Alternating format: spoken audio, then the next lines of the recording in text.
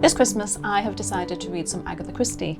I've never read Agatha Christie, and there's been a programme on BBC Two recently which has been really good, by Lucy Worsley, all about Agatha Christie. It's just a three-parter, and apparently she is the world's biggest selling author of all time except for the Bible and Shakespeare. So I can't believe I've got this far in life and not read Agatha Christie. So there is a new book out this year called Marple.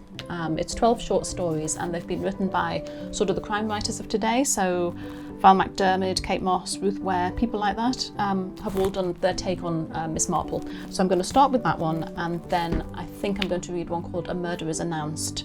I saw an interview on TV with Agatha Christie's grandson, and he said it was his favourite, thought it was the best one. So I'm going along with that. So yeah, I'm having an Agatha Christie Christmas. So this Christmas, I'm going to finally read a book that's been on the edge of my desk for months, if not a year or two, and it's by a chap called Dan Walsh. And the book's title is great. It's These Are the Days That Must Happen to You. He's a bike journalist, and he's done some fantastic intrepid trips on his bike around the world, Africa, South America, and has got in terrible scrapes here, there and everywhere. And it's a bit of escapism, but of course it's actually true.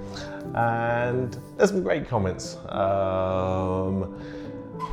Some of them I probably can't read out because there's some of them a bit politically incorrect. And I guess in a different life, or if I was 20 years younger, I'd love to do some of the stuff that he's done. Well, it's not going to happen now, but even so, it's brilliant reading about it. And it's the total antithesis to so much of today's woke, utter nonsense on political correctness. So yeah, some of the younger ones of you might be a bit offended by it, but it's a book I'm really looking forward to reading, and the title really says it all. These are the days that must happen to you. Live life. It's brilliant. I've only started reading it, a couple of pages. I'm not going to do any more, but I'll wait till I've packed everything in for Christmas, and I'll spend a few days going through it. Well, about 20 years ago, I started reading an epic novel called The Far Pavilions, and this is the cover of it. I got halfway through this book and I absolutely loved it. It had very small writing, it was very thick, but I really enjoyed it. It was the story of Ashton, and he started his life in India, and then due to circumstances he came across to England, and then he went back to India. And it covers his whole lifetime.